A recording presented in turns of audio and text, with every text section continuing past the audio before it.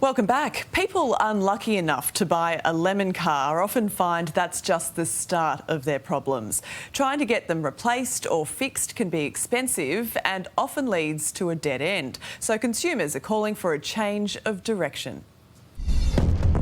It's happened to me 3 times, major breakdowns. I've serviced the car probably 30 times. You know, these shonky dealers, they steal people's dreams, their hopes, their needs and their joy of having a car. Lemon cars leaving a sour taste in the mouth of hardworking families. Purchased the car, within 35 minutes of driving the car, engine light on straight away. Victorian dad Tim McKenzie is one of many who bought a dud. So then I had to go back down to the dealership and yeah, they said it was fixed. Or was it? Within 3 months of having the car, engine light again, got stuck on the side of the road again. Since then, Tim says his red Commodore has broken down 3 times, putting him in a world of financial pain. He's been forced to take out loans just to stay afloat.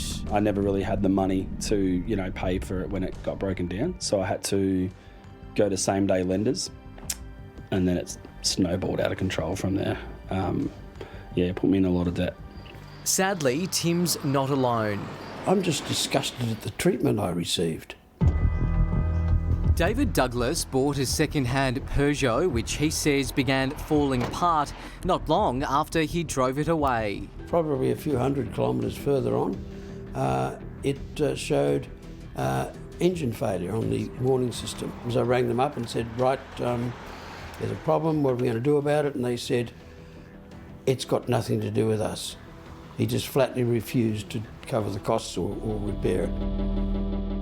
Access to a working vehicle is absolutely essential, and being without it is not only causes them economic problems, but can really cause you pressure and emotional heartache. I just really felt that I was completely abandoned by the system.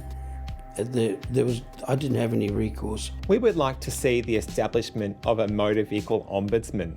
What this would do is rebalance the rights between consumers of vehicles and dealers.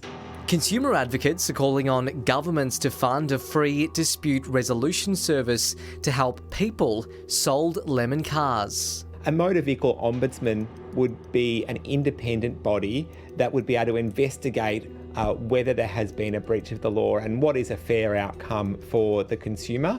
This would really help make it more simple and easy for people to get access to justice when they buy a lemon car.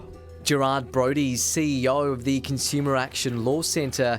He says modelling shows in a single year, an auto ombudsman would save customers around $2.4 million and the nightmare of launching expensive legal action. You need to make your way to your civil tribunal or a court to make your claim, and that's where things get really tough. Not only are there long delays in making those sort of complaints, there are fees involved, and also a consumer generally has to prove their case, and that means getting an independent expert report, which you have to pay for. Gerard says until governments take action, consumers' hands are tied. Do your homework, read up on the company that you're buying it from. If someone buys a lemon car, they should first complain directly to the dealer. Many times the dealers do respond, but if they don't, then you can complain to a consumer affairs agency in your state.